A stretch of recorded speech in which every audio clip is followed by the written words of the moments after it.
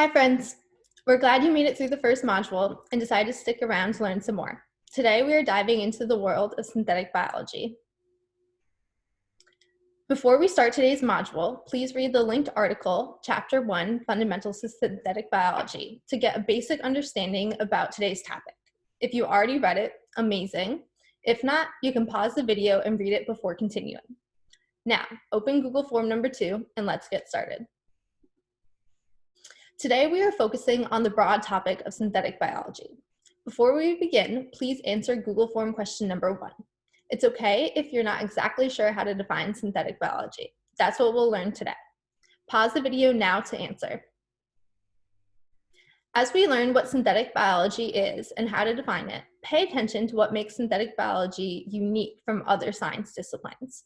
These differences highlight the novelty in synthetic biology and will aid your understanding of what it is all about. We will also talk about how to generally approach synthetic biology as a scientist. Finally, we will briefly introduce applications of synthetic biology, so now that you understand it, you can see it applied in real life. This is my favorite part of the module because it always amazes me how creatively people can be using synthetic biology as a tool to bring their ideas to life.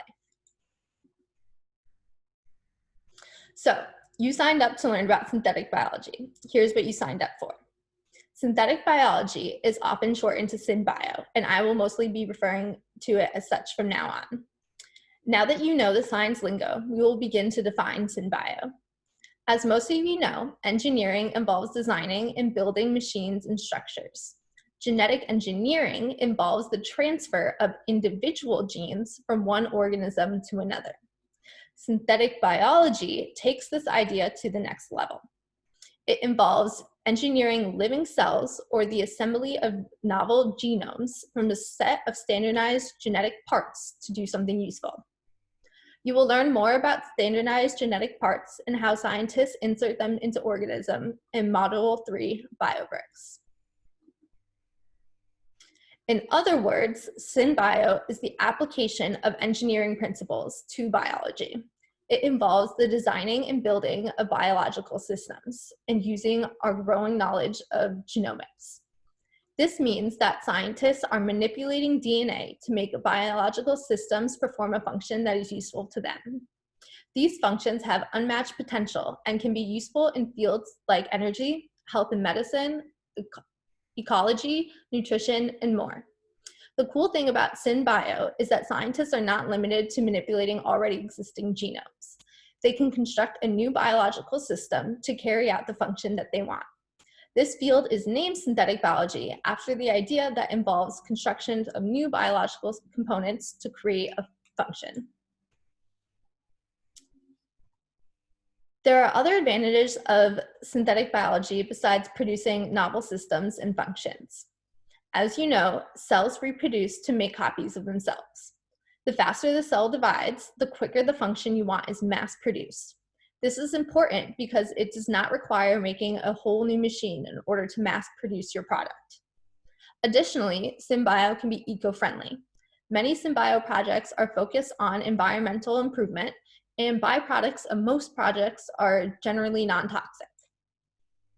Finally, while working with biological systems, you can learn more about them. You can come up with different techniques to harness and create new genomes and may discover something about the biological system along the way. However, of course, there are concerns with this field of study. We will talk more about those concerns in later videos, most specifically Module number 7, Ethics.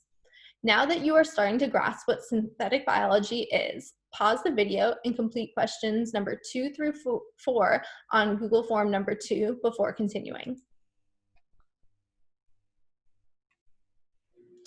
So, how do you do synthetic biology? We've already talked about how it involves the manipulation of DNA and gene synthesis. It can also involve modeling to predict the function of your system before it is created, and as a tool to determine how to optimize your design. Synbio can also incorporate hardware into the production of your novel system. One example of hardware that can be used is a microfluidic chip, like the one pictured on the slide.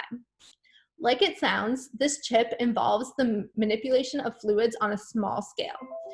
The fluid flows through a small channel to carry out a process that creates some sort of output. This output can be measured and analyzed. Microfluidics have been used in Synbio for many purposes, including experiments involving DNA assembly, transformation and transfection, culturing, cell sorting, assays, and genetic circuits, among many others. Modeling and hardware are just two components that are often associated with Synbio. So the exact components of Synbio can differ depending on how it is used, but one thing that stays constant is the use of the design, build, test model. This is a cyclic process that starts in the design phase. A scientist identifies a problem that they want to solve and designs a system that could help lead to a solution. While designing, one will use standardizing parts that can be manipulated in addition to modeling to determine the outcome of those parts. Then the building process comes next. The scientist will actually manipulate DNA and produce something. Finally, the scientist must test the product to see how well it works. However, the scientist will not get it completely right on the first try. This is a cycle because every time a scientist produces something, they will learn something. One thing about science is that it can continue to surprise you, and something may behave completely differently than what you envisioned. Trying to understand why your design didn't work exactly right or coming up with another idea at this point can start the process over with your new knowledge to optimize your design. I was kind of surprised when I first learned about this model because failing was built in. However, this approach views failing as a learning opportunity, which I think is important. Being involved in science comes with lots of failing, but it will also make you smarter as you figure out what went wrong and how it can be improved. I want to give you a few samples of synthetic biology so you can start thinking about how it is used in real life. Like I said previously, the first step is identifying the problem and thinking creatively about how to solve it. You will learn more about applications of Synbio in Module 8, but for now I want you to start thinking about what you can do with it. For example, plants have been manipulated to produce their own fertilizer, and bacteria has been created to produce non-toxic dyes for clothing.